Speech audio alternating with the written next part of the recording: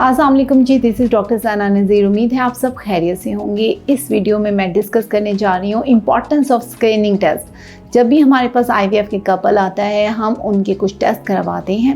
Screening test हम क्यों करवाते हैं? हम चाहते हैं कि आपका आईवीएफ करें बेस्ट पॉसिबल हेल्थ में, ताकि हमें सक्सेस रेट और कामयाबी की शरह बेबी होने की बढ़ सके।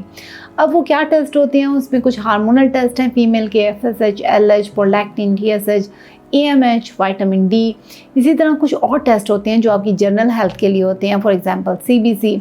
और भी कुछ टेस्ट हैं जो हम आपकी हिस्ट्री देखते हुए आपको एडवाइस करते हैं। मेल के लिए भी इसी तरीके से कुछ हम टेस्ट करवाते हैं, उसमें वायरल मार्कर भी करवाते हैं ताकि देख सकें कि कोई भी इन्फेक्शन आपसे आपके बेबी में ट्रांसफ़र ना हो जाए। तो मेरा मैसेज ये है कि जो भी आपको स्क्रीनिंग टेस्ट एडवाइस किए जाते हैं वो at least 1 to 2 month before IVF आप लें, उन्हें करवाएं और उनके रिज़ल्ट हमसे शेयर करें। क्योंकि अगर आपके हार्मोन्स ज़्यादा हैं या कम हैं आपकी बॉडी में, तो हमें उन्हें बैलेंस करना होता है। तो बेहतर ये है कि आप 2 मंथ्स पहले करें ताकि हम आपको कुछ मेडिसिन दे सकें और आपको उनका ट्रीटमेंट दे सकें, ताकि आपके IVF के सक्सेस रेट बढ़ सकें।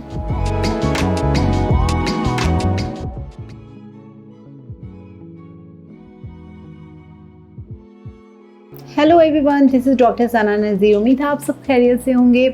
इस वीडियो में मैं डिस्कस करूँगी हम कौन से सप्लीमेंट देते हैं IVF से पहले, ताकि IVF का सक्सेस रेट बढ़ सके।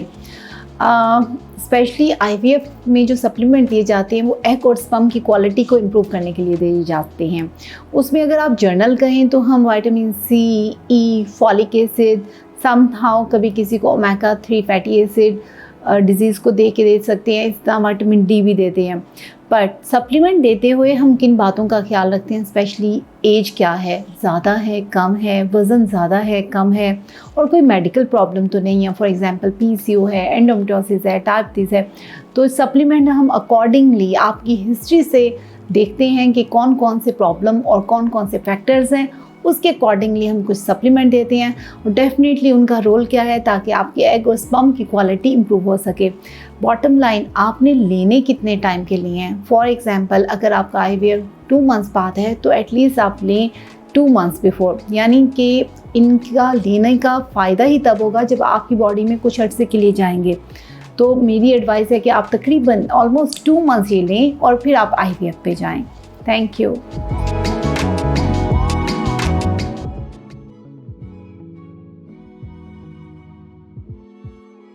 Hello everyone, this is doctor Sana Nazir. इस वीडियो में मैं तमाम IVF कपल्स के लिए डाइट बता रही हूँ कि उन्हें क्या लेना चाहिए बिफोर IVF, ताकि उनके IVF के सक्सेस रेट बढ़ सकें। स्टडीज़ शो करती हैं जी Mediterranean diet is very good for the infertile couple. Mediterranean diet क्या है हम डिस्कस करते हैं। फॉर एग्ज़ाम्पल मेडिटेरियन डाइट कहती हैं कि जी आपने फ्रूट्स और वेजिटेबल मैक्सिमम लेने हैं, ताकि आपकी बॉडी में एंटीऑक्सीडेंट्स ज़्यादा हों, विटामिन C, E और बहुत सारे विटामिन जो कि आपकी एग और स्पर्म की क्वालिटी को इम्प्रूव करें। इसी तरह आपने जो फैट्स लेने हैं, चिकनाई लेनी है, वो हेल्दी लेनी है। फॉर एग्जांपल ऑलिव ऑयल का यूज़ आपने करना है, और फ़िश आप ले सकते हैं। इसी तरह आप ड्राई फ्रूट भी ले सकते हैं। इसके अलावा देखा गया है हेल्दी प्रोटीन लेनी है, जिसमें फ़िश है, दालें हैं, उनका इस्तेमाल आप ज़्यादा कर सकते हैं। कार्बोहाइड्रेट भी आपने हेल्दी लेने हैं। कार्बोहाइड्रेट हेल्दी क्या होते हैं? होल ग्रेन्स होते हैं। फॉर एग्जांपल आपने जो मेन चने ले सकते हैं ब्राउन, इसी तरीके से आप चक्की का आटा यूज़ कर सकते हैं, जौ का दलिया यूज़ कर सकते हैं। तो इससे भी आपकी जो रिज़ल्ट्स हैं उनमें इम्प्रूवमेंट आ सकती है। देखा गया है कि डेयरी प्रोडक्ट में जैसे योगर्ट है वो आप ले सकते हो, चीज़ ले सकते हो, ताकि आपकी विटामिन D की आप में कमी ना हो। अब आपने क्या नहीं लेना? सब जंक फूड, क्योंकि उसमें मैदा होता है, प्रोसेस्ड फूड होती है जो कि इन्फ्लेमेशन का बायस बनती है। तो आपने जंक फूड नहीं लेनी। बर्गर, पिज़्ज़ा, कोल्ड ड्रिंक सब, और जो आपकी बेकरी की प्रोडक्ट्स हैं वो सब नहीं लेने। इसी तरह से ऑयली और स्पाइसी चीज़ें ज़्यादा ना लें। इसके अलावा अपनी लाइफस्टाइल में जो इम्प्रूवमेंट लानी है वो आपने 40 मिनट्स तक की वॉक करनी है। इसका बिल्कुल ये नहीं है कि आप ज़्यादा वेट के हैं या कम वेट के हैं। वटेवर इज़ योर वेट, आपने ये करना है, क्योंकि इससे जो आपके जो ब्लड की सर्कुलेशन होती है वो प्राइवेट पार्ट को अच्छी होती है और हमें IVF के अच्छे रिज़ल्ट मिल सकते हैं। इसी तरीके से 8 से 9 ग्लास आपने पानी के पीने हैं और रात को जल्दी सोना है और 8 से 10 घंटे सोएं, ताकि आपका एक बॉडी में हार्मोन मेलाटोनिन है वो ज़्यादा अमाउंट में रिलीज़ हो, जो कि आपकी जो सक्सेस रेट को बढ़ा सके। Thank you.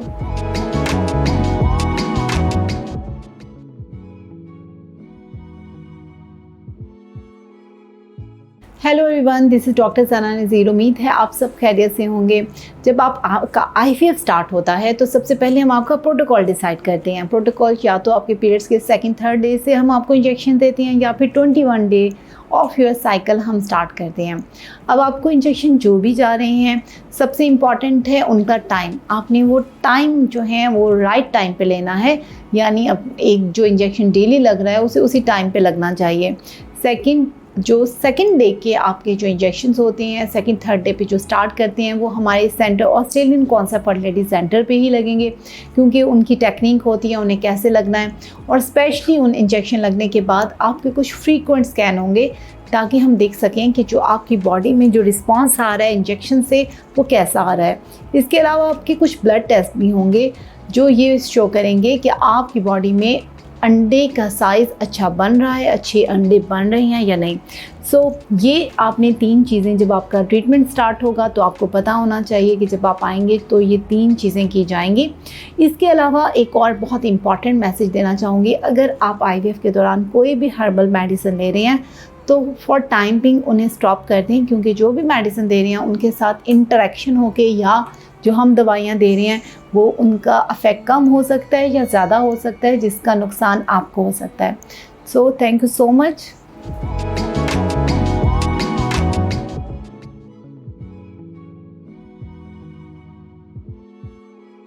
Hello everyone, this is doctor Sana Nazir. उम्मीद है आप सब खैरियत से होंगे। इस वीडियो में मैं डिस्कस करने जा रही हूँ पिकअप वाले डे, यानी एग रिट्रीवल वाले डे आपने क्या करना है और आफ्टर डेट आपने किस तरह की केयर करनी है और आपको क्या इन्फॉर्मेशन आपको पता होनी चाहिए। तो पिकअप वाले दिन सबसे इम्पॉर्टेंट ये है कि पिकअप वाला दिन कौन सा है, जब आपके एग जो होते हैं, जो फॉलिकल होते हैं, वो एक ख़ास तनासुब से बढ़ के आइडियल साइज़ के हो जाते हैं, तो हम आपकी बॉडी से वो निकाल रहे होते हैं, उसे हम एग पिकअप कहते हैं। इसे करने की हम करते हैं जनरल एनेस्थीसिया में, आपको लाइट सा बेहोश करके, ताकि आपको पेन ना हो। तो आपने डॉक्टर को, अगर आप किसी चीज़ से एलर्जिक हो तो आपने ज़रूर इन्फॉर्म करना है। इसके अलावा अगर आपको स्पेशली अगर आपने ये प्रोसीजर के लिए जा रहे हैं तो आपने 6 घंटे फास्टिंग करनी है, यानी आपने कुछ भी नहीं खाना, और आपको जो भी एंटीबायोटिक या दवाइयाँ एडवाइस की जाती हैं वो आपने लेनी है।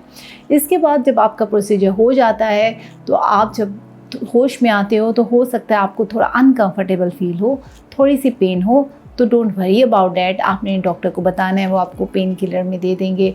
अगर इंजेक्शन की भी ज़रूरत पड़ी तो वो आपको लगा देंगे।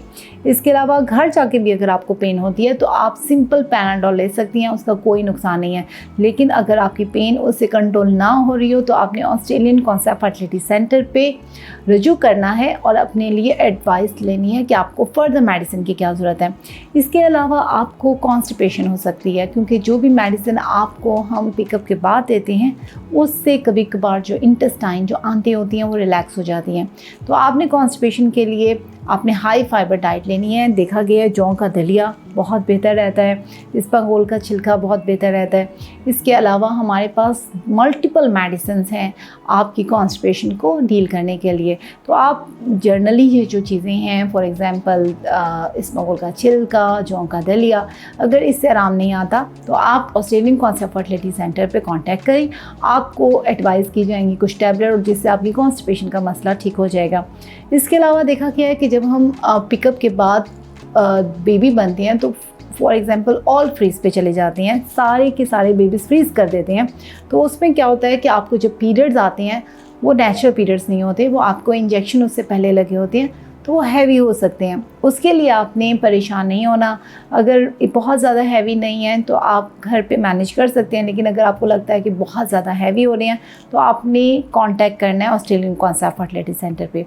तो ये छोटी सी मालूमात है, होपफुली आप लोगों के लिए ये फ़ायदेमंद होगी। Thank you.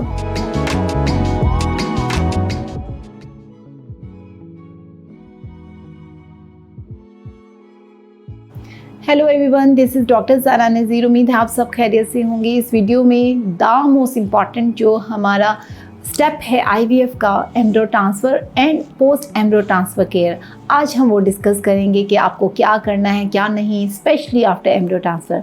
तो आपने क्या करना है एम्ब्रियो ट्रांसफ़र के बाद।